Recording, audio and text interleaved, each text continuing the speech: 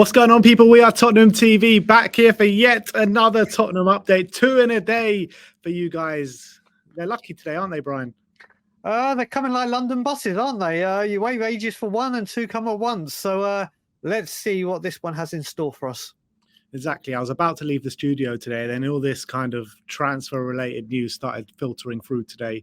So I thought I would give you a last-minute update before I do leave the studio. Starting off, talking about our summer business. This is actually from a few days ago. David Heitner said that Ange Postecoglou will be backed with significant funds in the summer, and it is unlikely that Champions League revenues or lack of would materially alter the budget. However, Matt Law has said today that Tottenham are working on two different summer transfer strategies, one for if they do finish in the top four and one for if they fail to reach the Champions League, which I found quite interesting. Ange Postecoglou has said on record in a press conference a couple of weeks ago that he doesn't want players to come in here if they just want to come for Champions League football anyway. So I find like kind of all three of these very conflicting. Very conflicting, but very, very predictable at this time of year when it comes to this football club. And what can I say? Listen, we all heard that this wasn't going to be an issue, what approach we take for what competition we're in next season. Then Matt Law comes out, and I will say Matt Law does tend to get quite a lot right when it comes to. He gets a fair bit wrong as well. He does. But when it comes to the actual, with the players, he tends to get it wrong. With these kind of parts of the approach, not so much. Look, I've said this before, and I'm going to say it again. And for people that want to come in the comments and call me childish names and act tough and whatever, crack on. You're going to enjoy this one. I hear this every single window. I said this with Conte the first time we went to get him, and then once the transfer deadline window, the season ticket window closed, it all fall apart. It did. This is always what happens with this football club. Whilst the season ticket renewal is open and ready, we hear all these names, and then by the end of it, it will disappear. Nothing surprises me. You know how I feel. People know how I feel when it comes to the board in this club. This is just part and parcel of what being a Spurs fan is now right now. And I take it with a pinch of salt, and I know with the way it ends up. And it's not in favour of the manager being backed. These two reports, though, like David Heitner says it won't affect the budget, but Matt Law says it could affect the plans. So, I mean, plans and budget are two different things. So do you think that we can attract the same caliber of player in the Champions League and out of the Champions League? You would hope so, wouldn't you? You would hope so. I mean, you look at players that we are linked with. Some of them, I think, would come regardless. There are players that do want Champions League football, and it's a thing. But obviously, we know that Ange can sell the club and the project. So it's with us playing this attacking style of football. Let's just take, for instance, a Nico Williams. Do I think Ange could talk him round? Yeah, I do. Especially what you have got to remember in favour of what Daniel Levy has done. That's right, I'm about to say in favour of what Daniel Levy has done. That training ground and that stadium is a big pull. And there are a lot of players that will come and see the project and probably say, let me come and see what Tottenham Hotspur have to say, see the complex and what they're playing in. And it could swing their thoughts. So we're going to have to wait and see. But there are players that will probably want Champions League. But if Ange could sell the project like this is the calibre of player we're bringing in, this is what we're going to go for, this is where we're going, I'm hoping we have enough to swing the deal for them. They will still be getting European football. Yeah, and regardless of Champions League football or not, I know it adds 100 million to the coffers and everything like that. But the budget and the amount Spurs should spend shouldn't be reliant on just getting Champions League football or not. They should be planning. I mean, it looks like they are planning, but I don't think it should affect the caliber of player either. You look at the players that Spurs have been able to bring in without Champions League football, Cuti Romero and Mickey van der Ven, like pretty much the majority of the squad that we're seeing now and the players that we're very happy with, Destiny Udogie, Pat Matesai, all these kind of players all came in without champions. James Maddison as well. He actually rejected a Champions League team to come to us. So, it shouldn't affect the caliber of player that we can be able to bring in. You look at it that way, Ben. You can look at it the other way. Like I said to you when you had that fan show and I spoke about I want the Europa League more than Champions League. And I said, if you look at it, when we have qualified for the Champions League, when we have had Champions League money, the only players that we have brought in that have been of Champions League level were Rafa van der Vaart and even Perisic, and they were at the top of the and coming down the mountain, not going up into the peak. So even when we have had this Champions League money and Champions League football, we haven't gone and attacked it to buy Champions League elite players. So it works that way as well. So once again, it's just all words and no noise, isn't it? Yeah, well, there's a lot of noise because we're going to speak about a lot of noise right now in terms of players that we have been linked to. A lot of the names kind of regurgitating and revolving around as they have been doing for the last couple of months. First player we're going to speak about is Amadou Onana. Matt Law says that Onana is one of the midfielders that Spurs are currently considering, which I find interesting. I was a big fan of Onana, but I'm looking at what he's been doing at Everton. Ever since he's been dropped from Everton, they've been on this winning run. They went and won at Anfield. They've won 3 games in a row. They've, kept themselves up for another year. I like what he brings to the Everton team, but there's got to be. I mean, if he's getting dropped from Everton and they're improving, it's alarm bells for me. Look, I've made it known that I want a defensive midfielder. He's definitely the position I want. I don't know if he's the player I want. Listen, people can say he's in an Everton team around better players. He could play better. But what I have seen of him, I'm not overly excited by him. I know a few people that are very excited by him and really, really think there's a player in there. I was one of them. But we'll have to wait and see. Like I said, I want to go for broken or all guns blazing for Paulinho, a player that we know can do that job, and it has been exceptional for Fulham. Onana, again, is potential, isn't it? He could potentially become a great defensive midfielder. I want us to get one that is a great defensive midfielder and comes and slots in. So Onana, young.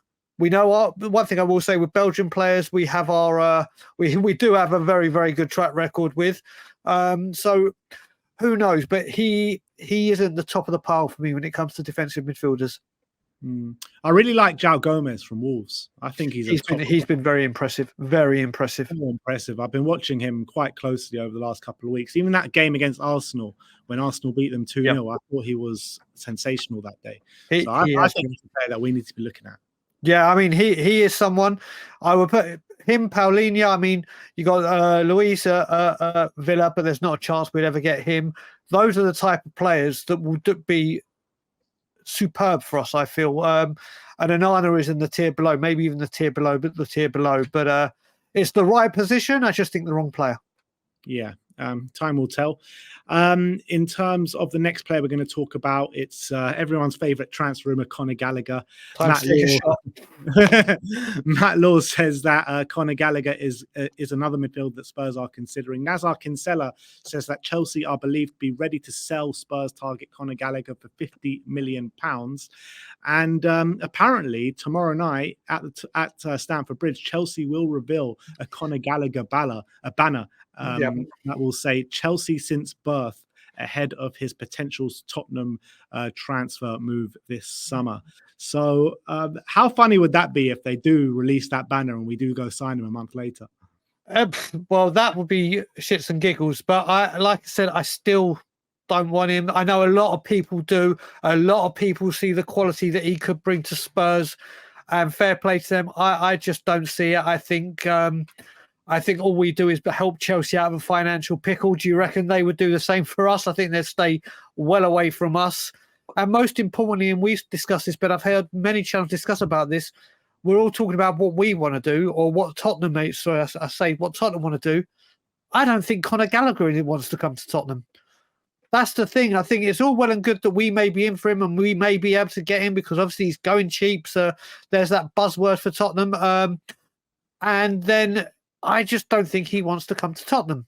He hasn't shown any indication that, yep, I want to leave, I'm not happy. I still think it's a ploy to get a new contract. I can't see Pochettino wanting him to go, and I don't think he wants to go. So it's all well and good us mentioning this name. I just don't see it happening. Yeah, I kind of feel the same as you. I like him as a player, I really do, and I think he's grown on me throughout the season. But to help Chelsea out, 50 million, I do think there are better targets out there, to be fair. Correct. Well, we'll see. Well, knowing us, he's either he's even have a blinder against us, and everyone's going to go get him, or he's going to have a stinker, and everyone's going to be like, no. So we will see come Friday morning or Thursday evening, should I say, what kind of impression he has tomorrow. But I would say he is a good player. He really is a good player, and he's young, and he's got scope to improve as well. And I think if he was to join us, I do think he would become an asset for us. But does he loved him at improve? Palace, Ben. I loved him at Palace. I thought he was absolutely exceptional at Palace in that loan season. I don't see it in the Spurs shirt. If he does join us though, like, does he improve us that much to go and spend 50 million on him? I mean, I do think there are, like I said, other like João Gomez. If we get like a João Gomez for 50 million over a Conor Gallagher for 50 million, there's only one player I'm choosing there. There you go. Next up, we're going to talk about Lloyd Kelly once again. Matt Law says that Postecoglou is thought to want another central defender, with Lloyd Kelly one of the options. We all know Lloyd Kelly is on a Bosman at the end of the season, so he's available to join any club he wants on a free. What's your opinion on Lloyd Kelly? So, when this was going about in the summer transfer window, when it was rumoured that we're pulling out because we were concerned about his injuries, I put a tweet out that second and said, listen, I'll break this down for you. It's not because of his injuries. We knew about his injuries all summer. This is Daniel Levy and the Tottenham Hotspur club saying, why spend? We're concerned about his injuries. He'll be free next summer. We'll go for him. Well, lo and behold, his injury concerns have gone out the window now. We don't worry about that, even though he's been injured again this season. He's for free. Let's go in for him. Whether he can, listen, do I think he can be a good player? Yeah, I actually do. I actually think as well, being able to play on the left, he can offer things, but I would expect better from us. I know we've got a lot to do with this homegrown quota, but I think there is better out there to go get. This will be because he's available on free. Like I said, in the summer, why we didn't go for him, it wasn't about injuries. It was the value. And lo and behold, we're going in for him. You know, I mean, I like Lloyd Kelly, and I think he would be a good backup replacement for if any of our defenders get injured. But the player I'm looking at, and the player I really want now, is I think we spoke about him a couple of days ago, from Bologna, Calafiori. I mean, he looks like an absolute talent. 21 years of age. Not only can he play left centre back, he can play left back as well, and he's great on the ball. He's good in the air. I mean, I think he looks like the perfect fit for what we're trying to do. Not only can he back up for Mickey van der Ven, but back up for Destiny Udogie as well. So you're killing two birds with one stone there. And if you keep Ben Davis around for another season, you know, that's even extra backup in the left centre-back role. So I think that's the way we should go. I am in complete, total and utter agreement with you. I think he does look like this guy could be the real deal. And certainly already at a higher standard than Lloyd Kelly. But if, like I said, if Lloyd Kelly, if he stays fit, he can be. He has put in some good performances, but I think we should be aiming for higher and better. Yeah. Next up, we'll talk about Tosin Adarabioyo again, because earlier today we brought you that that Newcastle are leading the race, and Tom Barkley just adding some clarification on that, saying Newcastle are leading the race for Tosin Adarabioyo, but it's not a done deal yet, and Spurs are still amongst the clubs still interested in the defender. I mean, I'm kind of just fed up of speaking about Tosin Adarabioyo. I do think he'll end up joining Newcastle. I do think it's a better fit for him. And in terms of why we would sign him, I think we'd only sign him just because he's a free transfer. I don't think he fits exactly what we need right now. There's nothing more I can say to that. There's nothing more I can say to that. That's exactly what it is. Listen, we spoke earlier and said it was listen, I will say, if he wants over 100 grand a week, Spurs shouldn't even entertain it, because he's not going to be a regular. It's a waste of resources that can go elsewhere.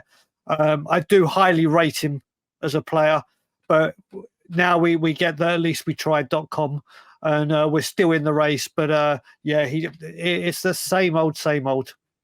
Thing is with Tosin, like, I would probably rather bring him in than Dragushin at the end of the day. I really would, and I think he is, more prem proven.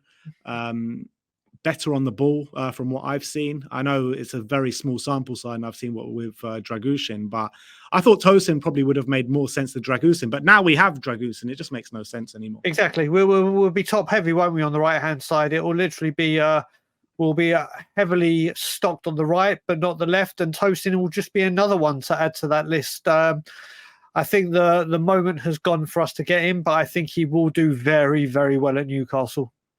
I agree. And last but not least, let's talk about the winger situation. Matt Law again says Raphinha and Samuel Illing Jr. are thought to be those of interest to Tottenham Hotspur. We spoke about Samuel Illing Jr. earlier today. He is a player that I like, but he's not a player that I would want as the first choice winger to come in this summer. I think only as a squad competitor it makes sense for him. In terms of Raphinha, I think maybe bringing both of them together could work, but Raphinha, I think, is predominantly on the right. I think we need someone that is a specialist on the left as well. So I do think if you bring in a Raphinha on the right, Samuel Illing Jr. who can play both, and maybe a Nico Williams or someone like that for the left, then that would suffice. But I can't see us bringing 3 players in on the wing. Can you? Yeah, I mean, that would be magnificent if we could bring those 3 in. But then you're looking at this, and this is what we do at Tottenham. One is a 70 million or 60 million player at Barcelona with Premiership proven qualities, and on his day can be unplayable. And then you have the other end of the spectrum, which is going to be a cheaper, homegrown, unknown, very young, unproven in the Premier League. Which one do you reckon Spurs will get? My money is on the one at Juventus. The Raphinha is the kind of players that we need. I've said before, we need those players that come in and go like, okay, Spurs have made a big deal here. That is a signing that, if it goes right, could potentially be a game changer. It's what we need to do this summer. It's what we need to be. Ruthless. Whether we are is another thing. But again, it's the right positions. But like I said, we need a specialist left, and we're looking at a specialist right. Well, we need a left centre back. We're looking at a right centre back. It's the scattergun approach to transfers once again, which is really frustrating. I think we need a specialist on the right and the left, because I want to see Kulusevski move more into the inside. I don't think he's a winger in the Ange system. I've said that many a time, which leaves just Brennan Johnson on the right. So I think we need someone to compete with Brennan Johnson, and we need someone. I don't know what the plans are with Heung-min Son, whether to shift him out left or keep him at the 9. But it's either you bring in a striker if you want to move Son out to the left, or you bring in a left winger if you want to keep Son up front. So you need 2 of those options at least. Yep, and how many do you think we'll get? 3. Ben, I love what you're feeling. I don't think it comes off, though. I don't think it comes off. Listen, we're at the stage of the season, and we go into another summer window with this is the window. This is the one where we have to attack and really strike. We did do that last window, Brian. We did do that last window. We spent. I know we lost Harry Kane, which is obviously puts a big shadow on that window, but I do think that we targeted specific areas and we got good players in. We did. Listen, I can't argue with that. But like I said, when we brought Destiny in, we didn't know Destiny was going to take off that well. When Vicario came in, didn't know Vicario was get to the scouting system and them. That's credit. No, I'm 100% in agreement with you with that. But like I've said to you before, I reckon now we have a very, very good nucleus, or the start of building a very, very good nucleus. And just like Dele Alli said when he was on Monday Night Football, we had that squad. We just needed a couple of players to go, do you know what? That's it. That's pushed us over that edge. And time again at Tottenham, we have failed to take advantage of the position we found ourselves in. And that's more what I'm getting at. We the nucleus, if you look at it, you've got a very, very good base or structure to a very good starting 11 and a good squad. Just need those stars to come in and say, right, Tottenham mean business. But I do. Like, I've said this on many occasions, and I think you'll agree with me. Like, if we do bring in the same caliber of player that we brought in last window in the areas and specific positions that we need this summer, then you'll be happy with that. And I think we will do that. I will be. And like I said, if we get off to a flying start and these deals come in, I will be the first one to hold my hand up and say, do you know what? Well done to the board. Well done to the club. Done it in January as I promised, and I'll do it again. We will just have to wait and see what happens. Yeah. All right, well, that is your Tottenham update for today. Everyone, go and subscribe to Tottenham on Tour if you want to see more of Brian. But thank you, Brian, for joining me. Always And a pleasure. thank you, everyone, in the comments as well. Like, subscribe, and comment. And as always, come on, you Come on, you Spurs.